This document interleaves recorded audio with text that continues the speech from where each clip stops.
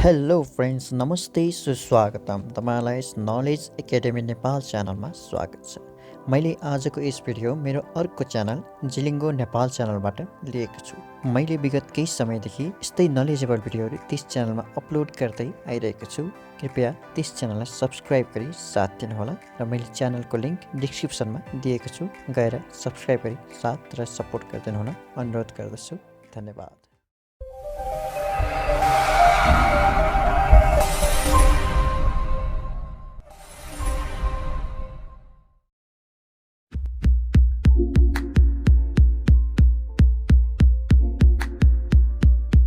ठुला सहर बजार मात्र नभई गाउँघरमा पनि नसर्ने रोग जस्तै श्वास प्रश्वास सम्बन्धी रोग, मधुमेह, मुटु रोग, क्यान्सर, मृगौला सम्बन्धी रोग आदिको भयावह बन्दै गएको छ। आजकल झन्झन सानो उमेरलाई यस्तो रोग लाग्न थालेको छ। 10-15 वर्षको गलत खानपिन, गलत व्यवहार, स्वास्थ्यप्रतिको हेलचाक्राइको कारण यस्तो रोग लाग्छ। यस नसर्ने रोगमा मैले ढाडको समस्या पनि जोड्न चाहे। आजभोलि 40 नआएका धेरैलाई ढाडको डिस्क धक्कालिएर, नसा च्यापिएर ढाड दुख्ने समस्या हुन थालेको छ। धेरैको केसमा यो समस्या सुरु भइसकेपछि पूर्ण उपचार गर्न सकिँदैन। आज नसर्ने रोग हुनै नदिने 15 कुराहरू गर्छु।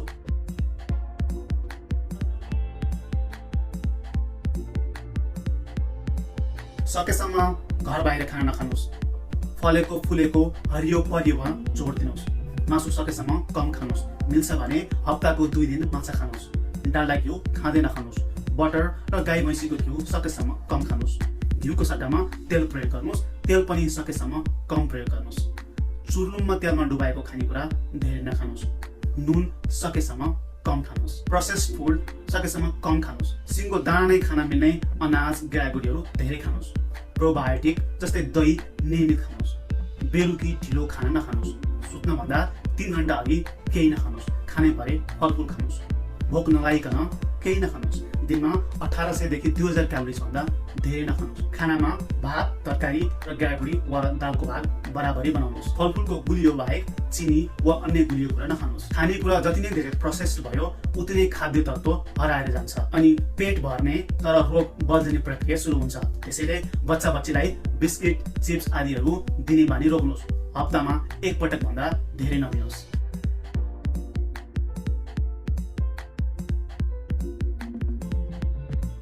नियमित व्यायाम गर्नुहोस्। दिनको 1 घण्टा जति हिँड्नुहोस्। सक्नुहुन्छ भने हल्का दौडनुहोस्। खेलकुदमा नियमित सहभागी हुनुहोस्। योगा गर्नुहोस्, व्यायाम गर्नुहोस्। पेट लाग्न नदिनुहोस्। शरीरको तौल 70 केजीको आसपासमा राख्नुहोस्।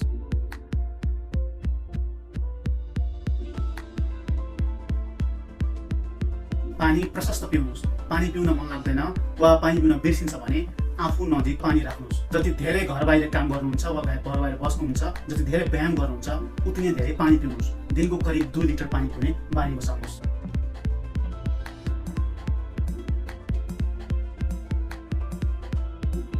चालीस वर्ष नआएकोलाई ढाडको नसा च्यापिने समस्या बढ्दो छ। यस्तो अवस्थामा आइपुग्न धेरैलाई 5 वर्ष जति लाग्छ। त्यसैले बस्दा, काम गर्दा, सामान उचल्दा, धकेल्दा, जिममा एक्सर्साइज गर्दा ढाड सधैँ सोझो बनाउनुहोस्। एकपटक ढाडको डिस्क फुटेर नसा च्यापिएपछि पुरानै अवस्थामा फर्काउन सकिँदैन। बसेर काम गर्नुहुन्छ भने तपाईँ बस्ने कुर्सीको कारण पनि ढाडको समस्या सुरु हुन सक्छ। त्यसैले आफ्नो आसनमा ध्यान दिनुहोस् र ढाडको मांसपेशी दह्रो बनाउने एक्सर्साइजहरू नियमित गर्नुहोस्।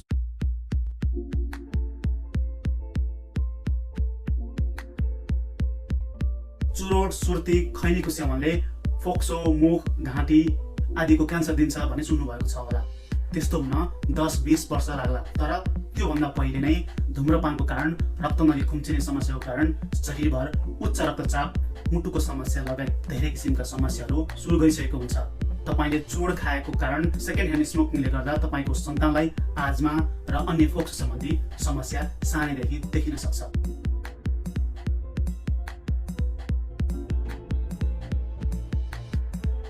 रक्सी पिउनुहुन्छ भने कम पिउनुहोस्। सक्नुहुन्छ भने छोड्नुहोस्। यदि तपाईँ निद्रा नआएको कारण वा तनाव भएको कारण रक्सी पिउनुहुन्छ भने तुरुन्त उपचार खोज्नुहोस्। यस्तो बेलामा रक्सी पिउनेहरूलाई लत लाग्दा छोड्न गाह्रो हुन्छ। नियमित धेरै रक्सी पिउनेको कलेजो, आन्द्रा लगायत धेरै ठाउँमा रोगहरू निम्तिन्छ र क्यान्सर समेत हुन सक्छ।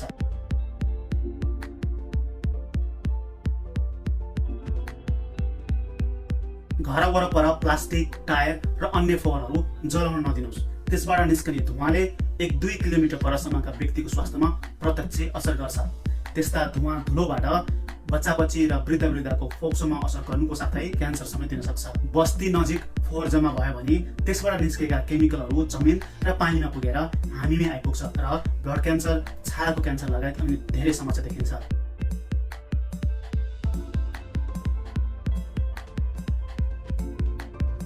सबै खाले फ्याक्ट्री र केमिकल प्लान्टमा काम गर्ने युवाले पर्सनल प्रोटेक्टिभ इक्विपमेन्टहरू जस्तै gloves, year plugs, muffs, hard heads, respirator आदिको उचित प्रयोग नगर्दा अङ्गभङ्ग मात्र हुने होइन, जीवनभर हातखुट्टा झम्झम्याउने समस्या, फोक्सोको समस्या, कानको समस्या, किडनीको समस्याहरू देखिने गरेको छ। यो समस्या वैदेशिक रोजगारमा गएका युवाहरूमा धेरै देखिएको छ।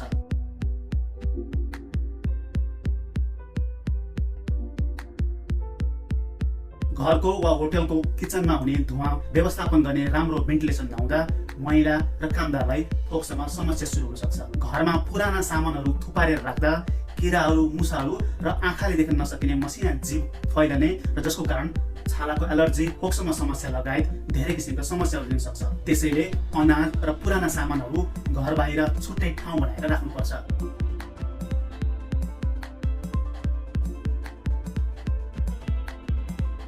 यदि तपाईलाई दैनिक जस्तो कामको, घरको वा रिलेसनसिपको तनाव हुने गर्छ भने तपाईले समय नकुरी साइकियाट्रिस्ट वा साइकोथेरापिस्टलाई भेट्नुपर्छ। मानसिक तनाव वा स्ट्रेसको कारण शरीरको तौलमा फरक आउने, उच्च रक्तचाप हुने, मुटुमा असर पर्ने, मधुमेह हुने, स्मरण शक्तिमा असर पर्ने आदिको समस्या देखिन्छ। प्रोफेसनलकोमा गएर मनको कुरा खोल्न धक नमान्नुहोस्।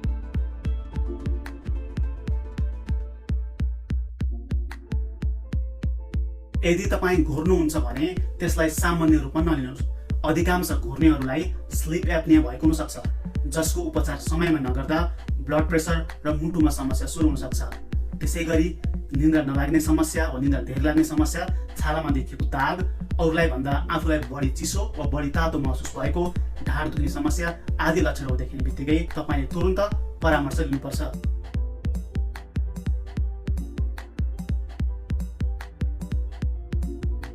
वार्षिक रूपमा होल बडी चेकअप गर्नुहोस्। रगत, पिसाब आदि टेस्ट गर्नु। धेरै नसर्ने रोगहरू सुरु हुनुभन्दा अगाडि नै ब्लड टेस्टहरूबाट पत्ता लाग्छ र समयमै समाधान गर्न सकिन्छ। वार्षिक रूपमा डेन्टिस्टकोमा गएर दाँत र गिजा पनि चेक गराउनुपर्छ।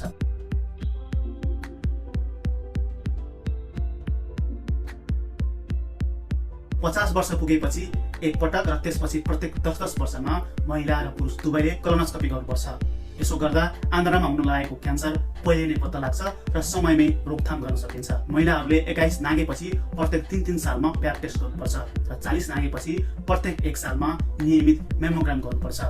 प्रत्येक महिना सेल्फ ब्रेस्ट एक्जाम कसरी गर्ने भनेर पनि सिक्नुपर्छ।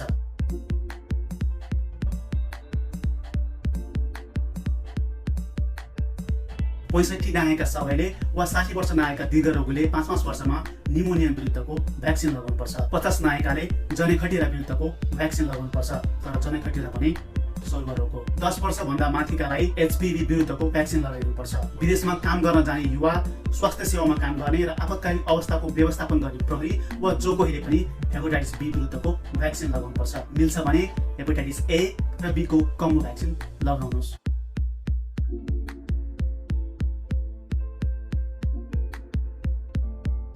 हृदयघात, पक्षघात, मधुमेह, ढाडको समस्या आदि नसर्ने रोगका लक्षणहरू वा समस्याहरू बारेमा तपाईँ जानकार हुनुपर्छ। यदि तपाईँको रगतको नाता भएका आमातर्फ वा बाबुतर्फ कसैलाई कुनै पनि किसिमको दीर्घरोग छ भने तपाईँ पनि सतर्क हुनुपर्छ। त्यस रोगका लक्षणहरू र रोकथामका बारेमा तपाईँ पूर्ण जानकार हुनुपर्छ र तपाईँले सो अध्ययन गर्नुपर्छ।